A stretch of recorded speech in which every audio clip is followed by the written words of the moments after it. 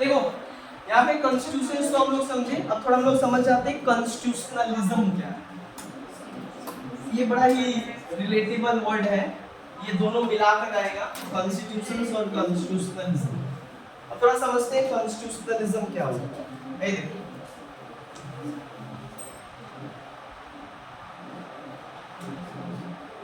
What is constitutionalism, किसी को थोड़ा भी नॉलेज है क्या होता है कॉन्स्टिट्यूशनलिज्म? कॉन्स्टिट्यूशन से ही तो आया है कॉन्स्टिट्यूशनलिज्म। कॉन्स्टिट्यूशनलिज्म क्या है? कॉन्स्टिट्यूशनलिज्म कहता है कि जो कॉन्स्टिट्यूशंस में लिखा होता है उसको जब प्रैक्टिकली जब क्या होता है हम परफॉर्म करते हैं, so this is called constitutionalism. यानी whatever the provisions mentioned in the Indian constitution, when we perform according to it, so that is called constitutionalism. यानी कॉन्स्टिट्यूशनलिज्म का एक सिंपल सा मतलब होता है, कॉन्स्टिट्यूशनलिज्म का मतलब होता है practice of the set of principle which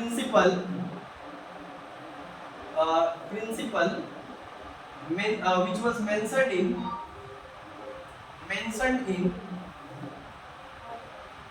constitutions।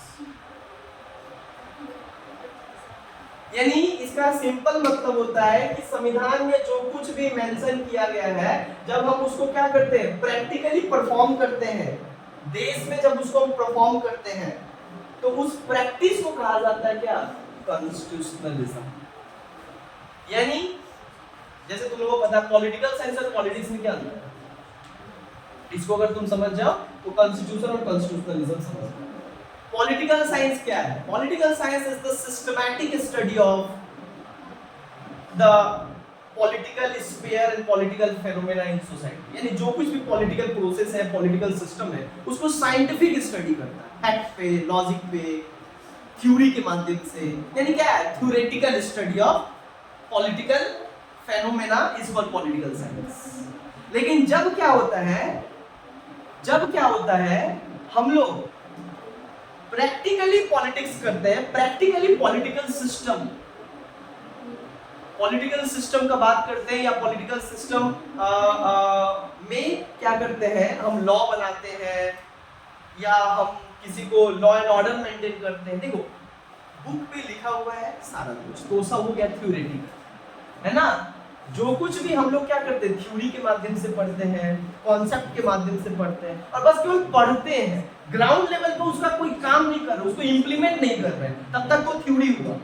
जैसे ही कोई थ्योरी पढ़े, हमको पता चला कि O2 प्लस ये मिलाने से जो है ये बनता है, हम पढ़ लिए, तो ये तो थ्योरेटिकल है ना, पढ़े हैं, आज तक करके देखे नहीं। लेकिन जैसे ही वो जमीन पे हम करके देखेंगे, वो जाएगा हमारा क्या? प्रैक्टिस या प्रैक्टिकल। थ्योरी और प्रैक्टिकल दो होता है ना सब्जेक्ट। तो थ्योरी है कॉन्स्टिट्यूशन तो लिख दिया गया है ऐसा ऐसा ये होता है, ये करना होता है, कि ये कहां जैसे ही वो कॉन्स्टिट्यूशन के सारा बात ग्राउंड लेवल पे, तो क्या करोगे? प्रैक्टिस करना स्टार्ट करोगे। This practice is called constitutionalism. जैसे पॉलिटिक्स, जब आप राजनीति में खड़ा होगे, जब लॉ बनाओगे, तो this practice of political action and activity is called politics. और पॉलिटिकल साइंस क्या है? Systematic study of political system. और जब उस पॉलिटिकल सिस्टम में जाकर आप कानून बना रहे हो प्रैक्टिकली, जब उसको प्रैक्टिस कर रहे हो और उसको ग्राउंड लेवल पे ला रहे हो, तो वो हो जाएगा तुम्हारा पॉलिटिक्स। तो कॉन्स्टिट्यूशनलिज्म क्या कहता है? कॉन्स्टिट्यूशनलिज्म कहता है कि हर एक देश के पास क्या होता है? एक संविधान होता है, और जो संविधान जो कुछ भी मेंशन होता है, वो सब चीज को इंश्योर करने का, पूरे देश में लागू करने का रोल किसको होता है? गवर्नमेंट। इसलिए तो गवर्नमेंट को बनाया, गवर्नमेंट का जरूरत ही नहीं पड़ता, अगर संविधान में लिख दिया सब लोग उसको मान लेते। पॉसिबल? आधा से ज्यादा लोग संविधान ही नहीं जानते कहाँ है, पढ़े भी नहीं है, जानते भी नहीं है, तो वो उसमें जो लिखा हुआ उसको मानेंगे कैसे, इंप्लीमेंट कैसे करेंगे? तो इंप्लीमेंट करने के लिए किसको रखा गया है? सरकार को। तो सरकार का काम क्या है? जितना भी कॉन्स्टिट्यूशन में जो प्रोविजंस है लोगों के लिए बताया गया है, जो कुछ भी दिया गया फंडामेंटल राइट, जो कुछ भी, वो क्या करे? लोगों तक पहुंचाए। और पहुंचाने के लिए आपको क्या करना पड़ेगा, ग्राउंड लेवल पे वो काम करना पड़ेगा। जैसे आप वो काम प्रैक्टिकली करोगे वो हो जाएगा कॉन्स्टिट्यूशनलिज्म, है ना। तो कॉन्स्टिट्यूशनलिज्म क्या है, it is the practice of the provision which was granted by constitution. संविधान के द्वारा जो हम लोग को दिया गया है, जब उसको सरकार प्रैक्टिकली हमको पहुंचाता है, हमारे तक इंप्लीमेंट करता है, पूरे देश में जब लागू किया जाता है, this process and this principle of doing this is called constitutionalism. Clear. अब आते हैं what are the features of constitutionalism. अच्छा, without constitutionalism there was no importance and value of constitution। मान लिए कॉन्स्टिट्यूशन है, लेकिन उस कॉन्स्टिट्यूशन का जो बात है उसको पूरे देश में लागू करने वाला कोई बॉडी नहीं, तो फिर कॉन्स्टिट्यूशन रहा कर का फायदा। There is constitution, but there was no authority who will implement the constitutional provisions at the grassroots level. Then what's the use of constitution? Then the constitution is meaningless without the practicality, without the practice। क्या फायदा science पढ़ के, आप science पढ़ ले, ये reaction होता है, ये होता है, और आज तक किए नहीं, तो क्या फायदा। क्या फायदा डॉक्टर बन के, आप डॉक्टर बस आपके पास डिग्री है लेकिन आज तक किसी का सर्जरी नहीं की हो, यानी प्रैक्टिकल नहीं की हो। थ्योरेटिकली तो आपको पता है इससे वैसा होता है, लेकिन किए नहीं हो, तो फिर क्या फायदा। समझ में आया। इसका कुछ फीचर्स होता है, देयर आर की फीचर्स ऑफ कॉन्स्टिट्यूशनलिज्म। देखो की फीचर्स बता रहे हैं कॉन्स्टिट्यूशनलिज्म का क्या होता है। सबसे पहले होता है रूल ऑफ लॉ। अच्छा, कॉन्स्टिट्यूशनलिज्म को प्रमोट करने का काम किसके पास होता है, गवर्नमेंट। अब यहाँ पे गवर्नमेंट का मतलब होता है सेंट्रल गवर्नमेंट, स्टेट गवर्नमेंट, दोनों। तो government actually make some method and some principle to implement all the philosophy and spirit of the constitution at the grassroots level। यानी जो कुछ भी प्रोविजंस में संविधान में लिखा गया है उसको जमीन तक उतारने के लिए गवर्नमेंट क्या करता है, बहुत सारा प्रिंसिपल बनाता है, जिस प्रिंसिपल के थ्रू सारे प्रोविजंस को पूरे देश और पूरे गांव में और लोगों तक क्या करता है, पहुंचाता है, फैलाता है। सबसे पहला रूल ऑफ लॉ। क्या बोलता है rule of law? Rule of law क्या बोलता है कि law is superior. Rule of law क्या बोलता है कि कानून के द्वारा ही सब कुछ संचालित होता है। The country is run by the law established bye constitution. संविधान के द्वारा जो एस्टैब्लिश किया गया लॉ, उसी के द्वारा देश चलाया जाएगा। No one is above the law, everyone should work under the law. यही बात रूल ऑफ लॉ में कहा गया। तो पहला फीचर्स है। दूसरा फीचर्स क्या है, separation of power. Separation of power, देखो सेपरेशन ऑफ पावर संविधान में भी तो यही बात किया गया ना। क्या बात किया गया, सेंटर और स्टेट के पावर को डिवीजन होगा, तो इसी को क्या किया सरकार, सेपरेशन ऑफ पावर का प्रिंसिपल है। और सेपरेशन ऑफ पावर का मतलब क्या होता है, division of power. Division of power, the government has divided, government जो है उसके पावर को 3 भागों में डिवाइड किया जाएगा ताकि वो काम को अच्छे से कर पाए। एक हो गया लेजिस्लेचर, एक हो गया एग्जीक्यूटिव, एक हो गया जुडिशियरी। लेजिस्लेचर लॉ बनाने का काम करेगा, एग्जीक्यूटिव लॉ को इंप्लीमेंट करने का काम करेगा, है ना, और जुडिशियरी का काम क्या होगा, लॉ को इंटरप्रेट करने का काम होगा। यानी इसका काम हुआ कानून बनाने का, और जब कानून बन जाएगा तो इसका काम होगा उस कानून को पूरे देश में लागू करने का। और जब ये पूरा लागू हो जाएगा तो जो लोग नहीं मानेंगे कानून, या क्या है कानून में कुछ गड़बड़ी का बात कहा जाएगा, इसका जांच कौन करेगा, जुडिशियरी। तो जुडिशियरी दो काम करता है, पनिश भी करता है, जो लॉ को क्या करता है, हाथ में लेता है, और दूसरा अगर लॉ ही संविधान को क्या करता है, हार्म कर रहा है, वो इसका जांच पड़ताल भी करता है। इसको कहते हैं इंटरप्रिटेशंस ऑफ कॉन्स्टिट्यूशन। जुडिशियरी इस तरीके से क्या है, पावर बांटा गया, इसको कहते हैं सेपरेशन ऑफ पावर। ऑलरेडी तुम लोग पढ़ी, इसका कॉन्सेप्ट कौन दिया था, मॉन्टेस्क्यू, है ना, स्पिरिट ऑफ लॉ, जो बात करता है डिवीजन ऑफ पावर बिटवीन, मतलब सरकार का जो पावर है वो 3 हाथों में बंटा होना चाहिए। तीसरा सेपरेशन ऑफ पावर हम लोग समझ में है। उसके बाद क्या बात करता है, इंडिपेंडेंट जुडिशियरी, है ना, इंडिपेंडेंट जुडिशियरी। इंडिपेंडेंट जुडिशरी होना बहुत जरूरी है हमारे देश में, और इसके लिए क्या है, ये इंडिपेंडेंट जुडिशरी इसका सबसे मेन फीचर्स है कॉन्स्टिट्यूशनलिज्म का। इंडिपेंडेंट जुडिशरी का मतलब क्या होता है?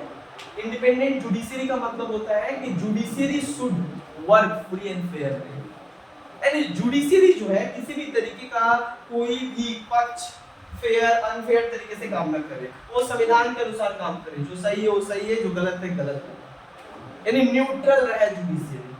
और इसके लिए न्यूट्रल रहने के लिए क्या बनाया गया जुडिशरी को?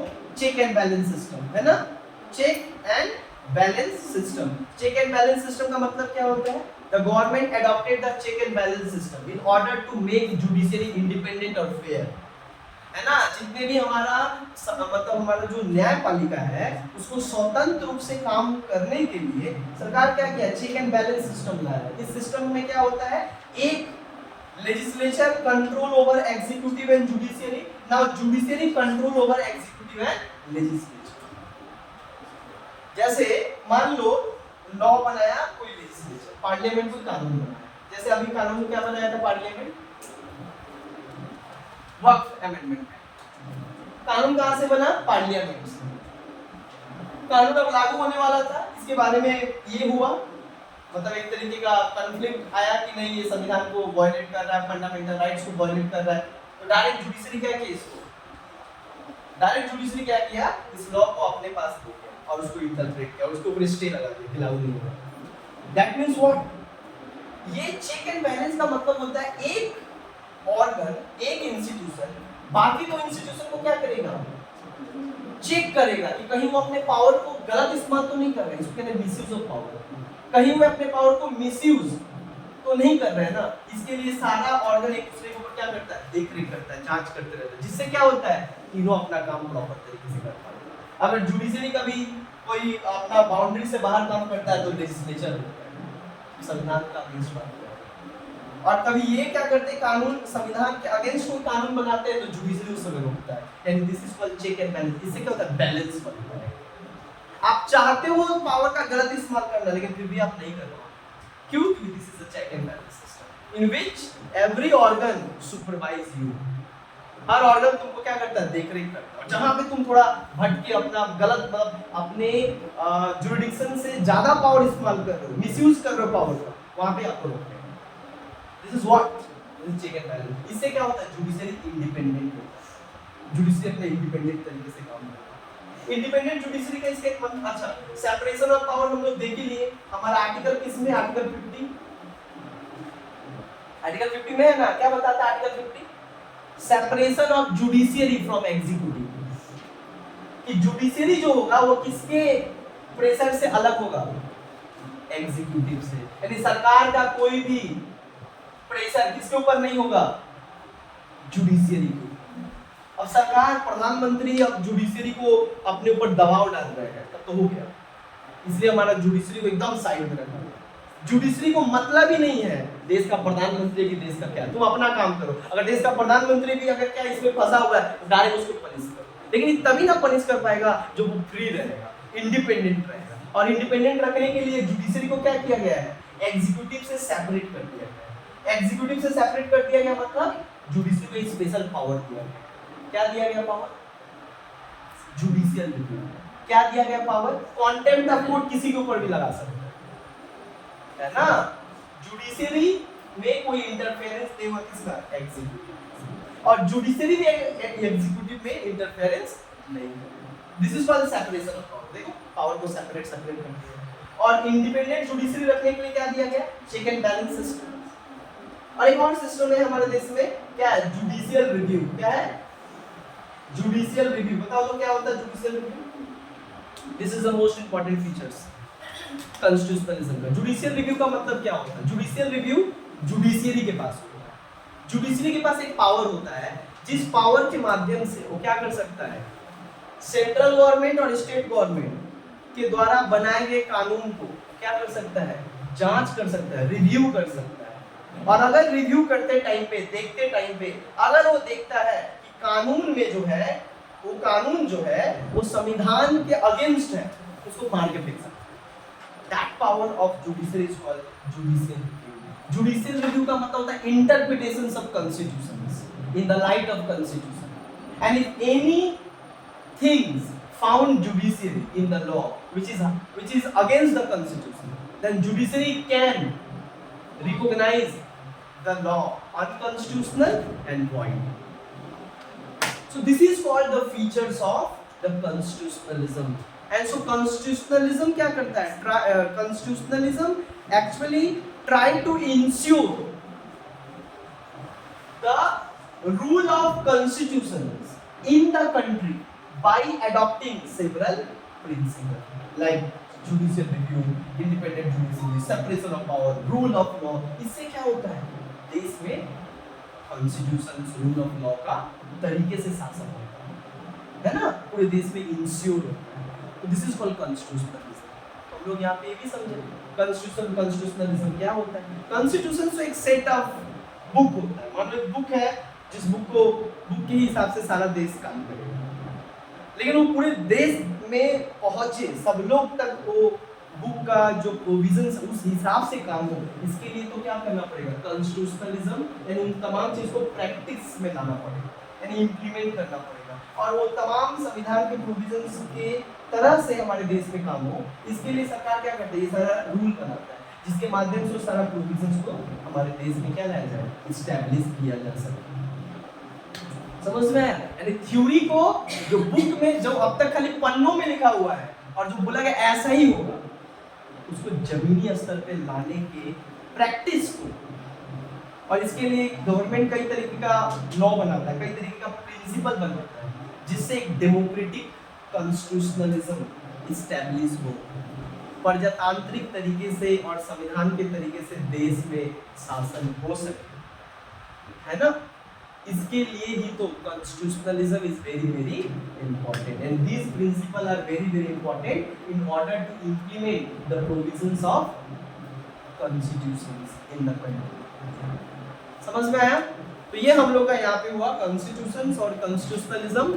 जो क्वेश्चन आ सकता है, लगभग 15 मार्क्स में क्वेश्चन आ सकता है. 25 मार्क्स का जो क्वेश्चन आएगा वो ऐसा भी नहीं है डायरेक्ट 25 मार्क्स का, ऐसा करके आएगा 15 प्लस 10, 10 प्लस 10 प्लस 5, ऐसे पूछ देगा. 15 मार्क्स आएगा तो डायरेक्ट बोलेगा कॉन्स्टिट्यूशन और कॉन्स्टिट्यूशनलिज्म क्या है. तो पहले कॉन्स्टिट्यूशन के बारे में लिखोगी क्या है, कॉन्स्टिट्यूशन का थोड़ा फीचर्स बता दोगी, फिर कॉन्स्टिट्यूशनलिज्म का थोड़ा डिफिनेशन बता दोगी, फिर ये सब फीचर बता दोगी, और लास्ट में कंक्लूजन डाल दोगी, तब जाके 15 मार्क्स. अंडरस्टैंड? तो नेक्स्ट क्लास हम लोग जो है अब बात करेंगे किसके ऊपर? कॉन्स्टिट्यूशनलिज्म हो गया, कॉन्स्टिट्यूशन प्रीएम्बल बचा हुआ है उसको पढ़ा देंगे, एंड देन फंडामेंटल. ठीक है, एक बार हम रिवीजन करवा देंगे, ऐसे सब हम रिवीजन करवा देंगे. ठीक है. सो नेक्स्ट क्लास जो है हम लोग प्रीएम्बल, फंडामेंटल राइट्स और फंडामेंटल ड्यूटीज को जो है कंप्लीट करेंगे. ये 4 क्वेश्चन एग्जाम में जो है आएंगे. Thank you.